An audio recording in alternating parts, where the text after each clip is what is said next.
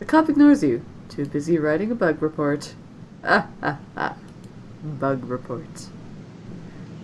Now, what do we have in here? The pot hisses at you from its perch. A map of harvest. It's labeled unsolved arson, and it's full. It's labeled unsolved murders, and it's full. The door is locked. That's the evidence room. Oh. Where we store items lifted from crime scenes. It's kept locked at all times. There's things in there that could make people jump through hoops, if I wanted. Yep. Cat's going crazy. Examine that door, also locked. What else do we have here? Examine the drawer. That wouldn't be prudent with the deputy there. What sorts of reviews does this have? What's this thing? Oh, an empty file cabinet labeled solved cases. Oh. And Deputy Loomis, how's it going? Hey, can I help you, kiddo? Yeah, Are you the can. sheriff? Nope, I'm Deputy Loomis. Don't you remember? No, I don't. Well, you always were a kidder, Steve. Anything I can help you with? The coffee sure smells good. Help yourself. Speaking of which, you're real lucky to be marrying Stephanie. She don't look like a good woman. I just hope she don't turn out like Mrs. Loomis, or mercy forbid Mrs. Phelps. Good women can be awful hard on a man's needs, don't you know? A man's needs. Why, you sure ought to appreciate what a man's got to do sometimes in a parked car, or a waist-high knothole in a tree, or jail cell at noon. Matter of fact, Mrs. Phelps got no reason not to sell you some of them French postcard girly picture books. If you can get any, it's see clear to part with them. Bring 'em round when the sheriff's at lunch, and I'd be obliged. You're very obliged. Mrs. Phelps. Mrs. Phelps down at the general store don't help things none. Yep. She's got them special picture books, the one with the ladies. But she won't sell me none on account of she knows my wife, Mrs. Loomis. Dadgum if that don't burn my britches. If I even ask about 'em, she tells Mrs. Loomis, and I get the broom. Enough to break a man's heart. Her burning my French postcards and me unable to replace them. A man's got needs, don't you know? Don't you know? You think it's a fascination of the absurd humor and the detailed screens, yeah? Yeah, those are the two things that attract me. So, for most people, I think French postcards. Of course, I don't necessarily mean French postcards. That's just what we called them in my day. Any kind of girly picture book, the kind men like, would be just dandy. I'd be right grateful, kiddo, if you were to bring me one.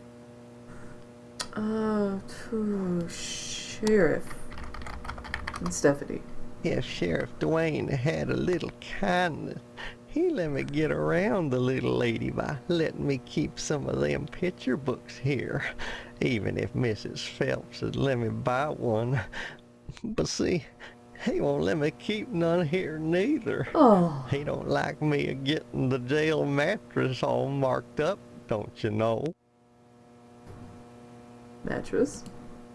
Sometimes a man can be good with a gun or a knife, but even so, one-handed and all, he can get a little off in his aim. Ain't no shame in it. Ain't no shame. That's why the good Lord made evaporation and such. But the sheriff, he don't like it, and don't pay no mind to a man's needs no more than Mrs. Loomis. Bless her. Mrs. Loomis. Oh, gosh, I wish I had some of them girly pictures.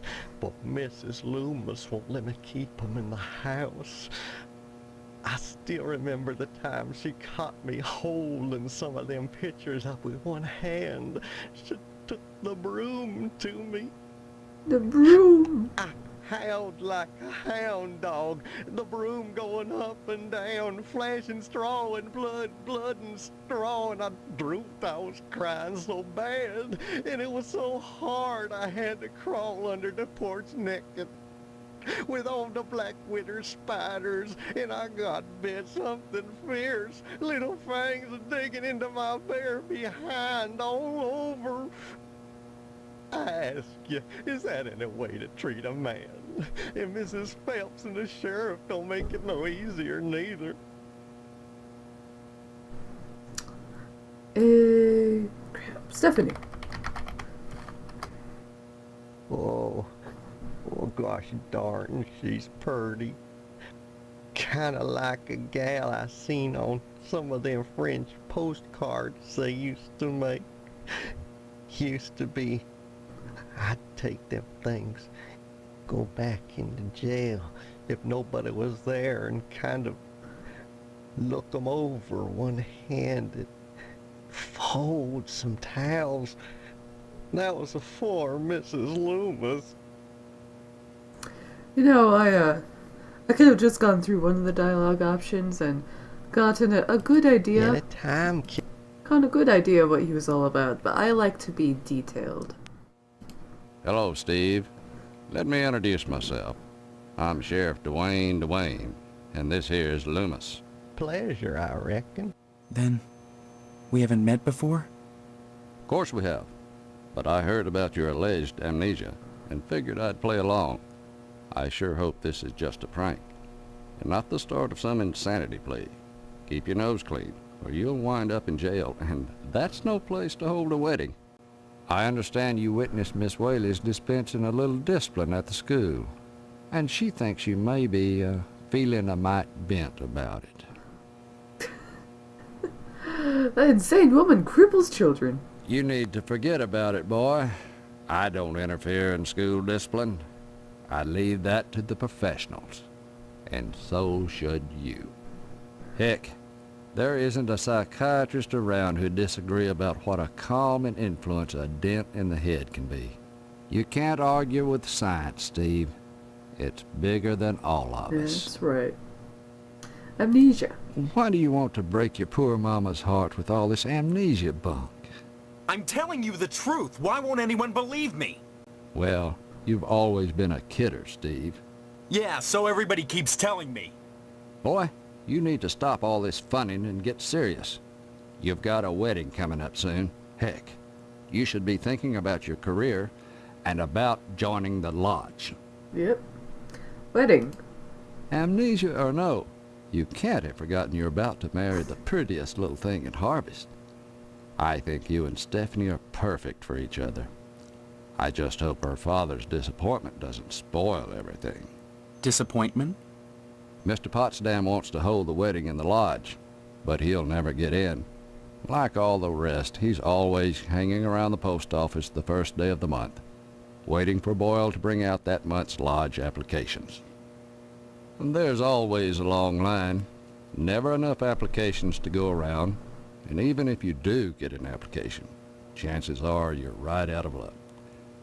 Fewer called to the order and even less accepted. And Potsdam, well, they've turned him down so many times, unless he does something radical, he'll never get in. Oh.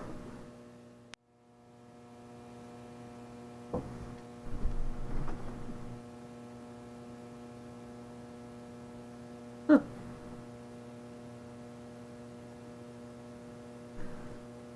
Good. Crime-wise, nothing much has happened in Harvest since the newspaper fire. Oh, sure. Every week or so we get the odd transient dropping dead. But other than that, it gets pretty slow around here. Some newspaper fire. Sure. You remember? The Sentinel building burned down about 6 months ago. That's what I'm telling you, Sheriff. I don't remember anything. Why won't you believe I have amnesia? Well, you've always been a kidder, Steve. Anyway, the fireman said the fire was caused by arson. I never caught the perp, though. But we found the gas can that was used. Yes, sirree, Bob. It's in the evidence room. The evidence. Loomis, that's classified. Darn it. How many times you gonna have to tell me to keep my mouth shut, I wonder? Sorry, boss. You've got the gas can in the evidence room? Did you dust it for prints? You've been watching too much TV, Steve. Heck, who can make out all those curvy lines anyhow? No, it's sitting in there gathering dust, clean as the day we found it. Just in case I ever need a spare gas can. That case is closed, Steve. Loomis. Loomis here is my deputy. Without him, I'd have a hard time keeping the peace, or at least taking a lunch break. Mainly Loomis answers the phone and babysits the office while I'm out. Though sometimes he likes to go in the back and stain the jail mattress. Isn't that right, Loomis? Oh, now, Sheriff, what you gotta go and say that for? Loomis has more than his share of problems. I wouldn't invite him to the wedding. Or if you do, make sure he doesn't catch the garter. That could be embarrassing. Oh, I wouldn't do nothing, Dwayne.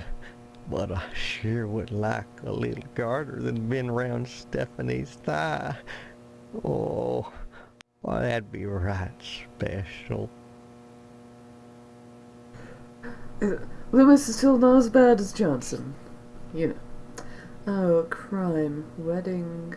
Crime. Have we covered the wedding? Amnesia or no, you can't have forgotten you're about to marry the prettiest. No. Disappoint. Mr. Yeah. Okay. There's all... Have we covered the lodge? I don't mind telling you, I'd never get anything done if not for the lodge's efforts.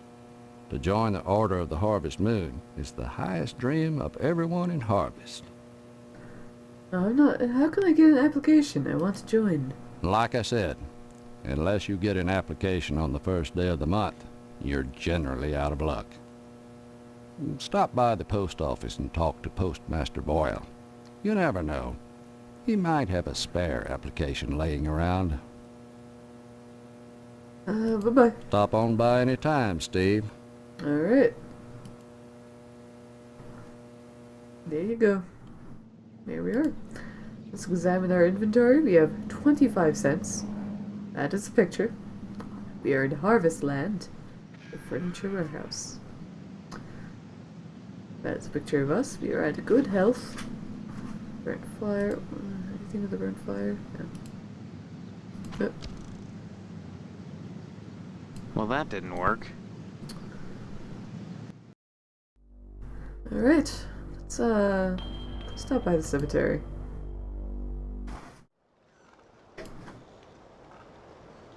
Mosey on into here. Examine these tombstones. Here lies Boxcar Billy. The air here reeks of fresh soil and manure. Oh, actually, I wonder if we can use the shovel on this grave. Well, that didn't work. Damn it. Well, that didn't work. Well, that didn't. Well, that didn't work. Well, that didn't work. A chorus of Steves. Ladies and gentlemen. Robert Williams, 1922 to 1947. May your fantasies be forever glowing. Rest in peace, the unnamed hobo. Oof. Freddie Mercedes. Too much love will kill you. Not even glue could save him. Rest in peace, Elmer. 2 years in Harvest was too long. Fear not in death, Monty Jakes. Scardy Backern, we shall rest easily without you. The scripture on the headstone has faded beyond legibility.